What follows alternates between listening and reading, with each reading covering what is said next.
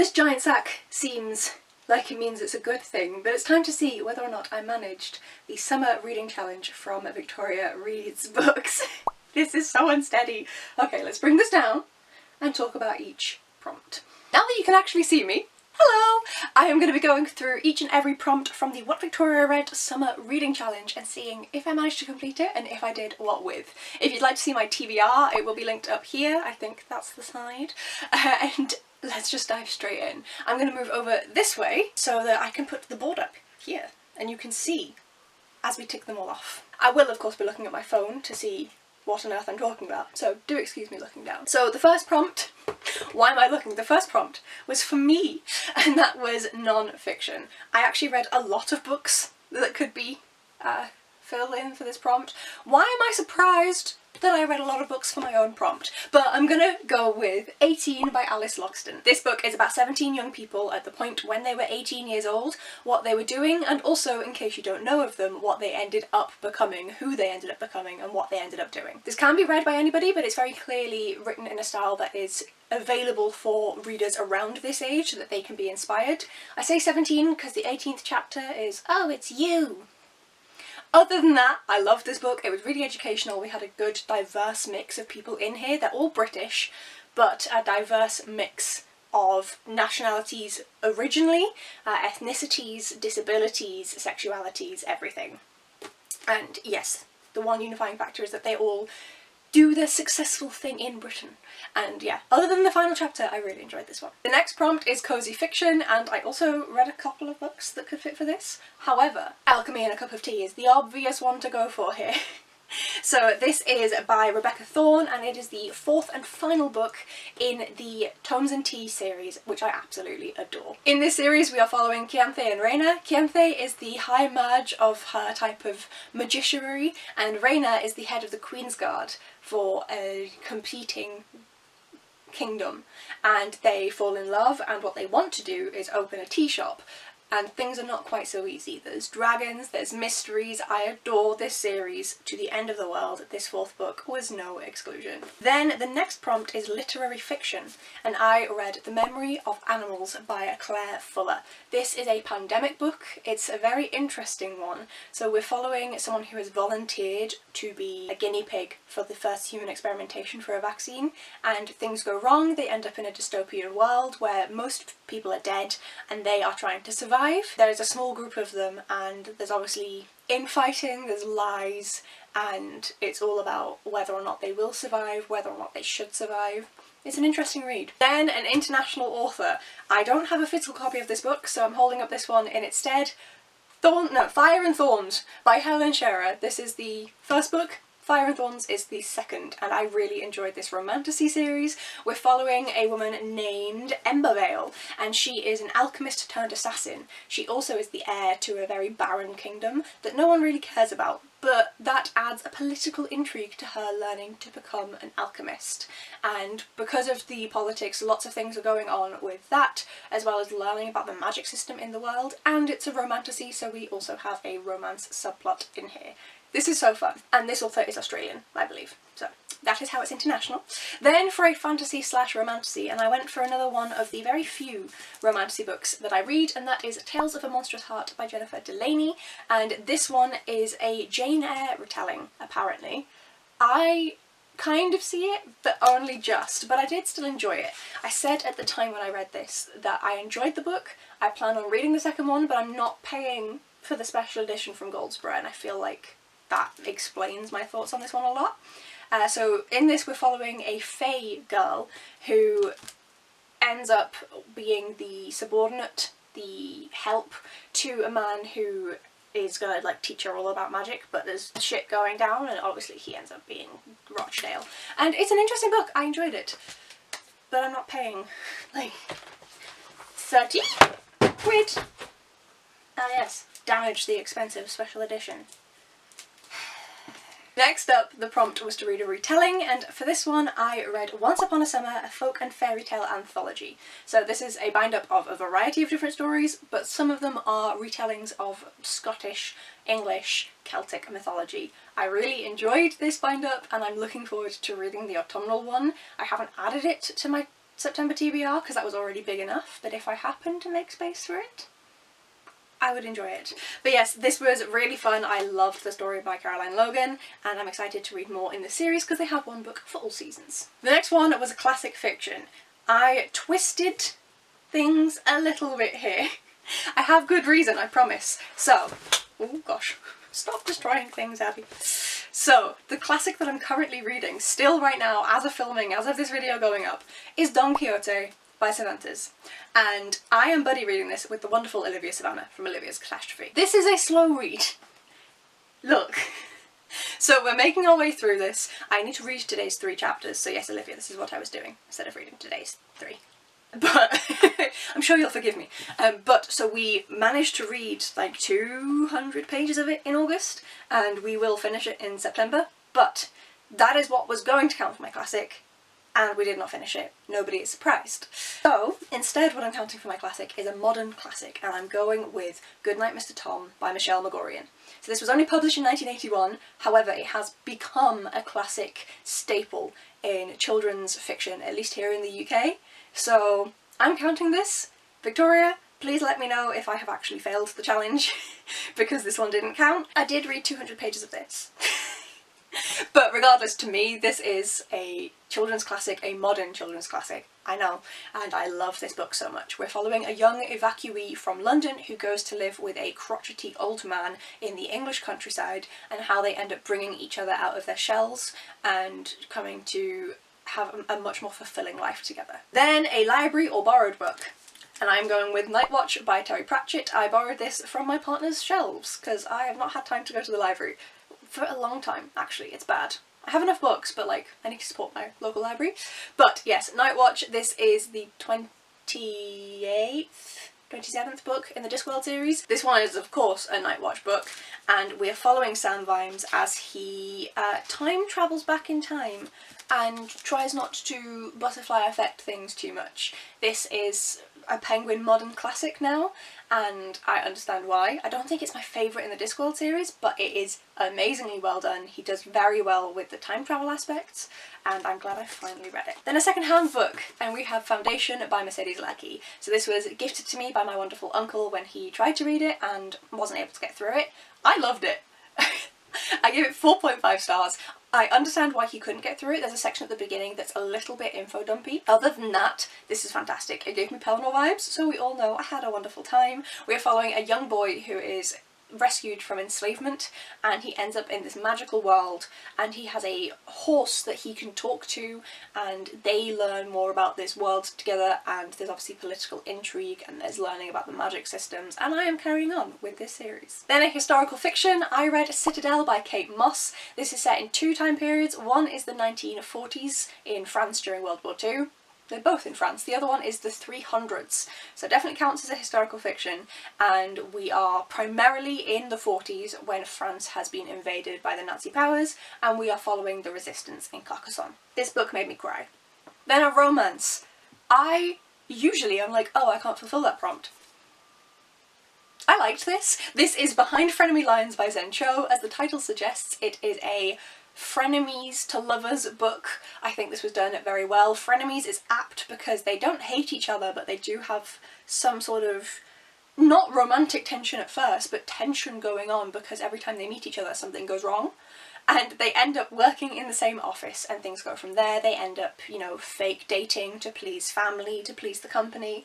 And I just really enjoyed this. Zen Cho's writing in her fantasy books I adore, and that extends to her contemporary and her romance. Then a travel book, and I went with Network Effect by Martha Wells. In this one they jump through a wormhole.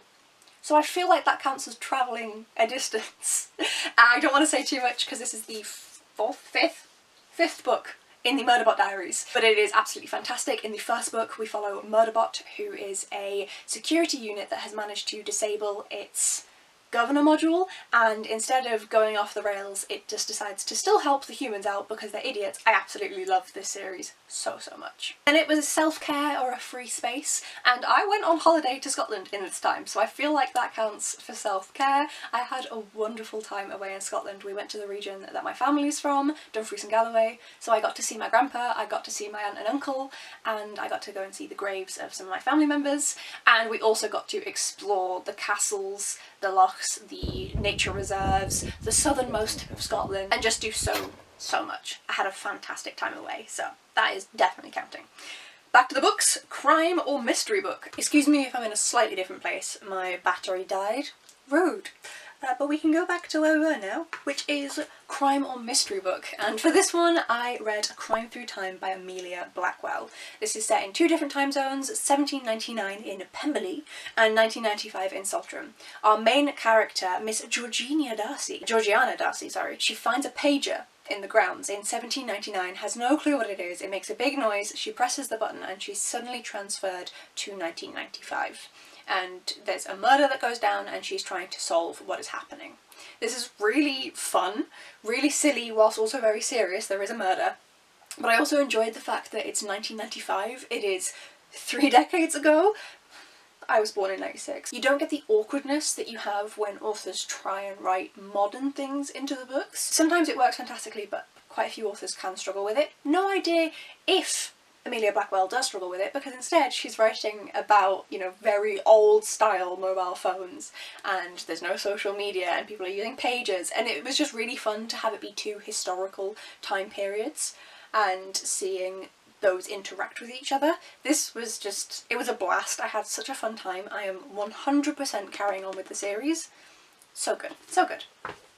Okay, the next one was manga or graphic novel. So I don't own any of those, and the book that I planned to read for that, I'm actually reading in September, which is Svenska Fåglar och Rovfåglar by Martin Emtenas and Jonas Kjellberg. So I know, I'm reading that in September. But I did read The Last Hero by Terry Pratchett. I'll put it here. Hello. And that has illustrations in it, so I'm going to go with that. I did also Planet Earth 3 by Matt Brandon, Michael Gunton and Johnny Keeling, and it has pictures in it, so that could also count. But I'm going with The Last Hero by Terry Pratchett, which is about Conan the Barbarian and him and his gang deciding that they're done, they're happy to die, and they're going to go bother the gods. The next one was a backlist book, and I read Clariel by Garth Nix. This is a series that I've been slowly making my way through, and slowly is the optimum word here, and I am loving it. I'm having so much fun with this series, and I really wish I'd read it when I was the right age. I had the chance and I was like, nah, it doesn't look too interesting. Girl, you would have loved it. This book is a prequel, but the whole series is about the Abhorsons, which are people who can go into death, and they prevent creatures coming out from death, but they also allow for smooth passing for creatures that may not wish to go into death. Very, very interesting series. I love it a lot. Then a self or indie published book, and Casemate Publishers published Ancient Egyptian Warfare by Ian Shaw. This is a non-fiction that reads very academic, so I wouldn't recommend it for most people, but it is what it says on the tin. Does what it says on the tin. It is ancient Egyptian warfare throughout the ages, which are clearly marked and navigated. And it's very interesting, but it's not the easiest of reads. For middle grade or YA, I read the amazing Maurice and His Educated Rodents, which I will put here. I'm trying not to interrupt the graphic that will be on the screen of the actual chart. But yes, this is a cat that can talk, and a load of rodents, I believe rats, that can also talk. And they have a scheme going where they have a human, a young boy involved, and they pretend to do like a Pied Piper scenario. And it's all about like rights as conscious beings, and it's also just fun and silly, and Terry Pratchett is fantastic as always. Then a beautiful book, and I am going with The Enchanted Greenhouse by Sarah Beth Durst, because this cover is gorgeous. We have a cat with wings, we have a beautiful greenhouse covered with greenery and snow, and I loved this. I need to read The Spell Shop. I had so much fun with this book. We follow a young woman who carried out an act of alchemy. It's not alchemy, is it? She cast a spell, and she's not allowed, only certain people can do that, and so as a punishment she's turned into a statue. Time passes and she ends up being woken up unexpectedly, and she's on this island and no one seems to be there, and then she comes across the man who mans the greenhouses, and they are failing. He has woken her up because she's supposed to be a sorcerer who can help, and she is not, but they decide to try and do it anyway, and this is just... it's so... Then a book by a BIPOC author, I read Days at the Morisaki Bookshop by Satoshi Yagisawa, which is a translated book from Japanese, translated by Eric Ozawa, and this is about a young girl who ends up leaving her job because her long-term boyfriend was actually cheating on her the whole time. She was actually the second woman, and she can't deal with it anymore, so she leaves her job and she ends up going and living with her uncle in his bookshop, and she gets free board in return for helping out sometimes in the bookshop. And she was leading this very fast, very corporate life, and she is forced to slow down, and it is about learning to love reading, learning to spend more time with your life. No surprises, I loved it. A translated book, I read The Name of the Rose by Umberto Eco. Obviously this one could have counted for it too, but I'm going with this one. This is translated from Italian. Is it going to tell me who? William Weaver translated this from Italian. This was written in the 1980s but is set in 1327, and we're following Brother William of Baskerville. Essentially it's like a Sherlock and Watson sort of thing, but it's in Italy, written by an Italian, based in an abbey. We're following monks. They're all lying to each other, they're all hiding things from each other and trying to do better than each other, and it is a long-winded read, but very interesting, and I enjoyed it. I'm glad I finally read this one. This also could have been one of my backlist books, because I've had this since like 2017.